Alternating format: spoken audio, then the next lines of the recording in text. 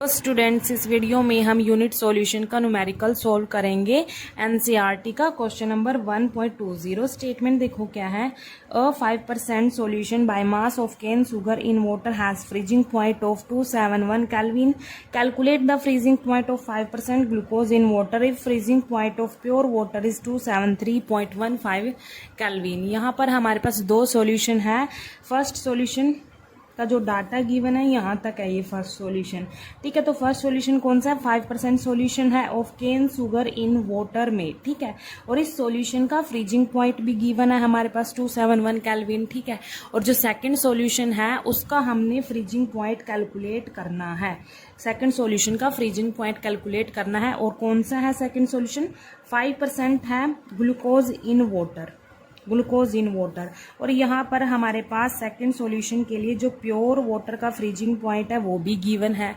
ठीक है, तो यहाँ पर हम क्या करेंगे, इस सेकंड सॉल्यूशन में हमारे पास KF की वैल्यू गिवन नहीं है, तो हम क्या करेंगे, KF की वैल्यू को कैलकुलेट करेंगे फर्स्ट सॉल्यूशन के डाटा को यूज करके। ठीक है, पहले हम क्या करेंगे, KF की वैल्यू को कैलकुलेट करेंगे, फिर उसी KF की वैल्यू को यूज करेंगे हम सेकंड सॉल्यूशन के लिए। सेकंड सॉल्यूशन का जो फ्रीजिंग पॉइंट कैलकुलेट करना है उसमें हम KF की वैल्यू को यूज कर लेंगे। ठीक है, तो देखो यहाँ पर हम पहले फर्स्ट सॉल्यूशन के डाटा को यूज करके KF की वैल्यू निकालेंगे। ठीक है, यहाँ पर लिख देती हूँ मैं, फर्स्ट सॉल्यूशन की बात कर रहे हैं हम पहले। ठीक है, तो उसमें हमारे पास जो कंपोनेंट फर्स्ट है, जो हमारे पास कंपोनेंट फर्स्ट है वो क्या है? वाटर है। ठीक है, और जो कंपोनेंट सेकंड है वो क्या रहेगा हमारे पास? केन शुगर रहेगा, केन शुगर। ठीक है, जो ये वाटर है ये सोलवेंट है, केन शुगर क्या है? सोल्यूट है। और हमारे पास सॉल्यूशन कितना है? 5% सॉल्यूशन है। तो जो ये 5% सॉल्यूशन है बाय मास, इसका मतलब क्या होता है, यहाँ पर लिख लेते हैं। By 5% by mass means 5 gram of cane sugar. 5 gram of cane sugar is present in 100 gram of the solution. यहाँ पर जो 5% बाय मास सॉल्यूशन दिया है उसका मतलब है 5 gram of cane sugar is present in 100 gram of the solution. ठीक है, तो यहाँ से हमें सोल्यूट का जो एक्चुअल मास है वो भी पता चल गया और सोलवेंट का भी निकाल लेंगे हम, क्योंकि टोटल सॉल्यूशन का हमें मास पता है। ठीक है, तो यहाँ पर जो सोल्यूट है उसके मास को मैं W2 से डिनोट करूंगी। तो यहाँ पर सोल्यूट का, केन शुगर का कितना हो गया? 5 ग्राम हो गया। ठीक है, तो और जो सॉल्यूशन का, टोटल सॉल्यूशन का हमारे पास जो मास है वो कितना है? 100 है। सॉल्यूशन कैसे बनता है? सोल्यूट प्लस सोलवेंट से बनता है। तो हम यहाँ पर सोलवेंट का मास निकाल सकते हैं और वो मैं W1 से डिनोट करूंगी। कैसे निकालेंगे? 100 में से ये सोल्यूट का मास माइनस कर देंगे। ठीक है, कैसे निकालेंगे? सोलवेंट का कैसे निकालेंगे? सॉल्यूशन के मास में से सोल्यूट का मास माइनस कर देंगे तो सोलवेंट का आ जाएगा 5 = 95 ग्राम आ जाएगा हमारे पास ये सोलवेंट का मास। ठीक है, अब देखो यहाँ पर और क्या गिवन है हमारे पास, ये फ्रीजिंग पॉइंट गिवन है। किसका? सॉल्यूशन का फ्रीजिंग पॉइंट गिवन है, उसको मैं TF से डिनोट करूंगी। 271 केल्विन है। ठीक है, अब देखो, और हमारे पास जो प्योर वाटर होता है उसका जो फ्रीजिंग पॉइंट होता है सेल्सियस में वो कितना होता है? 0 डिग्री सेल्सियस। अगर हम उसको केल्विन में कन्वर्ट करेंगे तो क्या करेंगे? 0 + 273.15 केल्विन को ऐड करना पड़ेगा।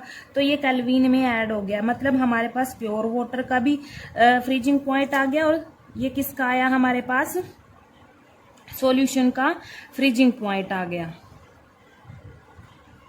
अब देखो हम क्या करेंगे, यहाँ पर फॉर्मूला लगाएंगे जो हमारे पास डिप्रेशन इन फ्रीजिंग पॉइंट वाले टॉपिक में फॉर्मूला था। TF = KF × W2 डिवाइड में M2 × W1 इन kg। यहाँ पर W2 क्या है, सोल्यूट का एक्चुअल मास है, और M2 क्या है, यहाँ पर मोलर मास है सोल्यूट का, और W1 क्या है, सोलवेंट का एक्चुअल मास है इन kg में। ठीक है, यहाँ पर ये KF की वैल्यू हम निकाल लेंगे ये।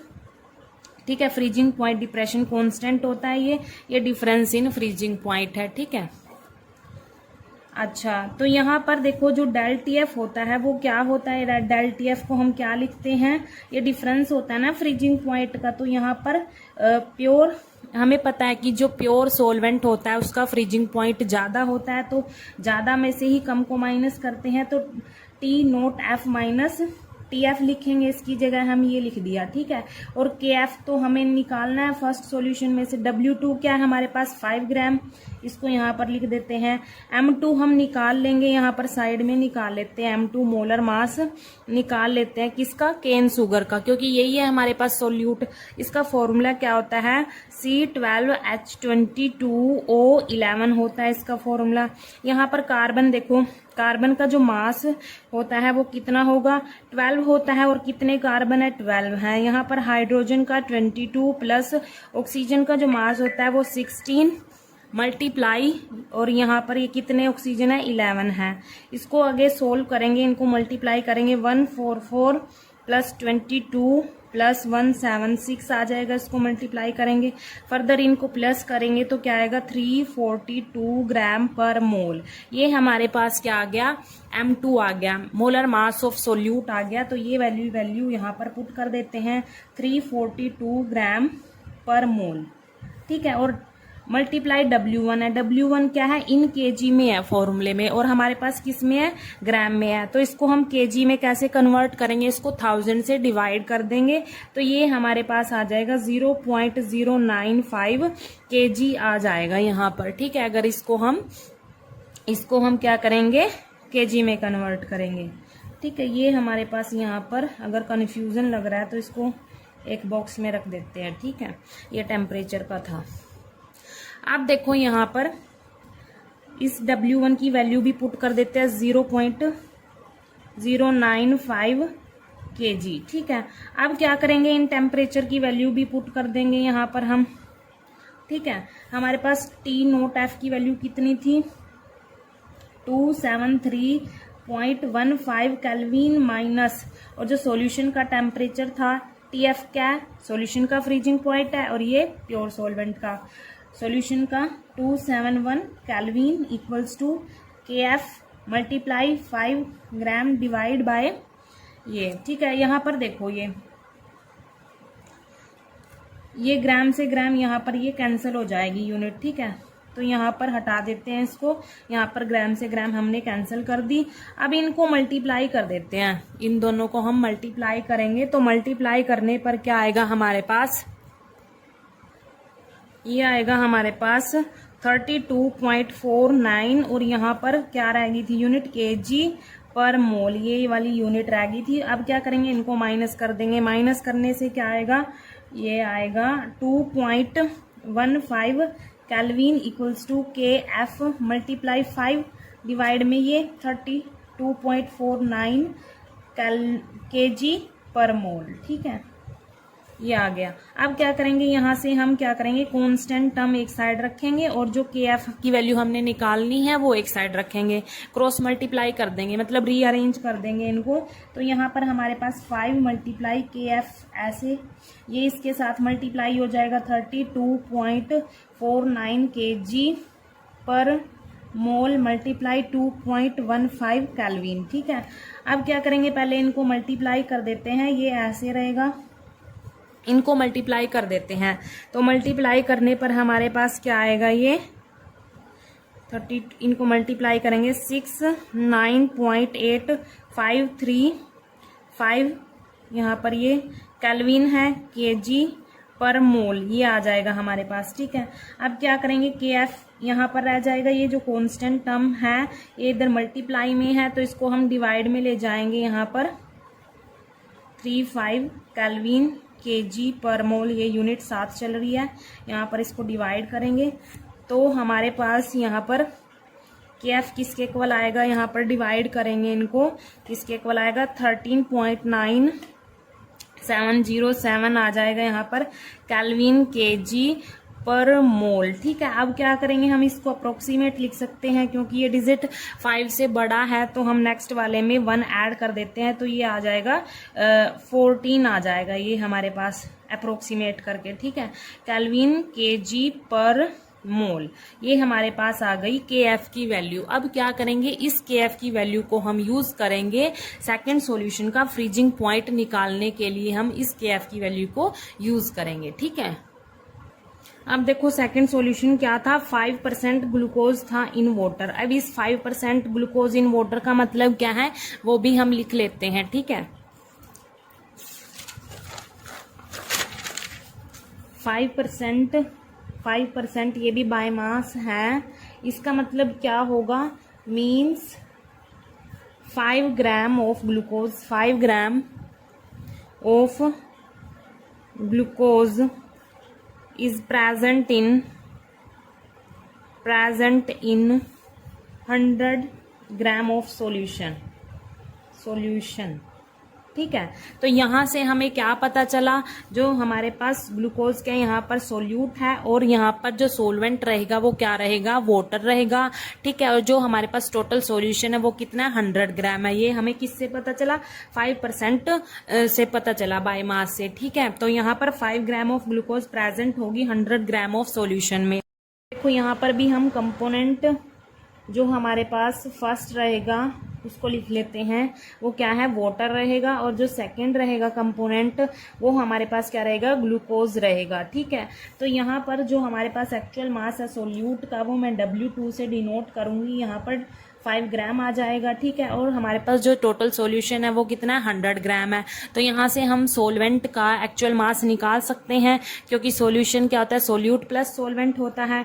ठीक है, तो सोलवेंट का निकालेंगे यहाँ पर हम, वो मैं डिनोट करूंगी W1 से। कैसे निकालेंगे, 100 ग्राम में से हम 5 ग्राम माइनस कर देंगे, सोल्यूट का मास माइनस कर देंगे, तो 95 ग्राम आ जाएगा। ठीक है,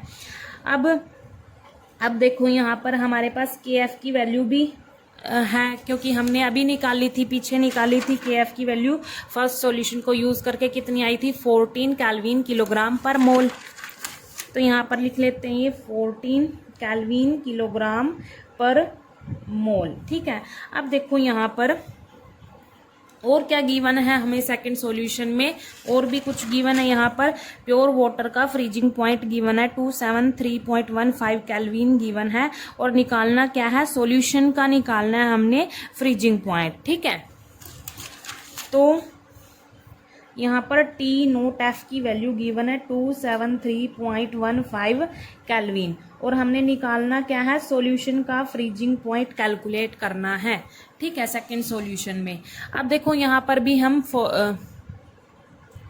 भी हम क्या करेंगे, सेम फॉर्मूला अप्लाई करेंगे। यहाँ पर delta T F equals to K F multiply W2 divide by M2 multiply W1 in kg। ठीक है, जो डेल टी एफ होता है वो क्या होता है, आपको पता है, T note F minus T F होता है, इक्वल्स टू, यहाँ पर हम क्या करेंगे, के एफ की वैल्यू पुट कर लेंगे 14 केल्विन किलोग्राम पर मोल मल्टीप्लाई W2 क्या 5 ग्राम है यहाँ पर।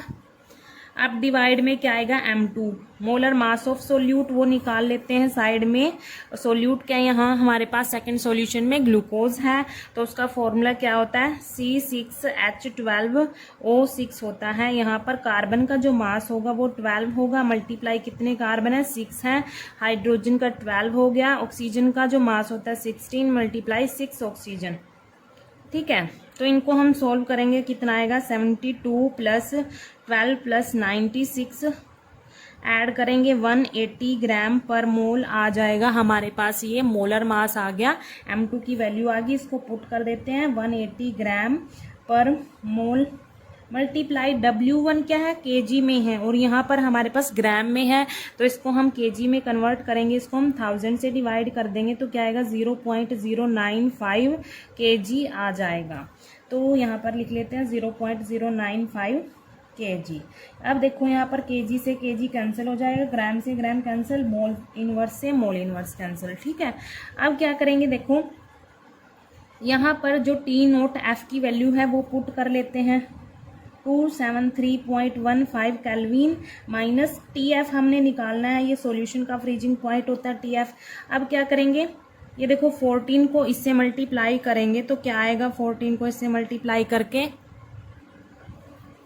और देखो हमारे पास ये यूनिट भी चल रही है, साथ में केल्विन रह गई थी, ये कैंसिल नहीं हुई थी, तो 14 को 5 से मल्टीप्लाई करेंगे पहले, 70 केल्विन डिवाइड बाय, इनको भी हम मल्टीप्लाई कर लेते हैं, इनको मल्टीप्लाई करके क्या आएगा 17.1 आ जाएगा। ठीक है, अब क्या करेंगे, पहले इनको डिवाइड कर लेते हैं, 273.15 kelvin minus TF equals to, इनको हम क्या करेंगे डिवाइड करेंगे तो कितना आएगा 4.09 केल्विन आ जाएगा। अब क्या करेंगे, जो कांस्टेंट टर्म है उनको एक साइड रखेंगे और जो हमने निकालना है TF की वैल्यू उसको एक साइड रखेंगे, minus TF as it is रहेगा, और यहाँ पर ये प्लस में है तो उधर जाके ये माइनस में हो जाएगा, 9 केल्विन माइनस 273.15 केल्विन। अब इनको हम सोल्व कर लेते हैं, तो सोल्व करके क्या आएगा हमारे पास माइनस 269.06 केल्विन आ जाएगा, माइनस से माइनस कैंसिल होगा, तो हमारे पास TF की वैल्यू कितनी आई 269.06 केल्विन आ गई। ये हमारे पास जो सेकंड सॉल्यूशन में पूछा था कि सॉल्यूशन का फ्रीजिंग पॉइंट निकालो, ठीक है, वो क्या है हमारे पास TF है। सॉल्यूशन सेकंड सॉल्यूशन का जो फ्रीजिंग पॉइंट है वो कितना है 269.06 केल्विन है। ठीक है, ये हमारे पास जो सेकंड सॉल्यूशन था उसका फ्रीजिंग पॉइंट है। Thank you.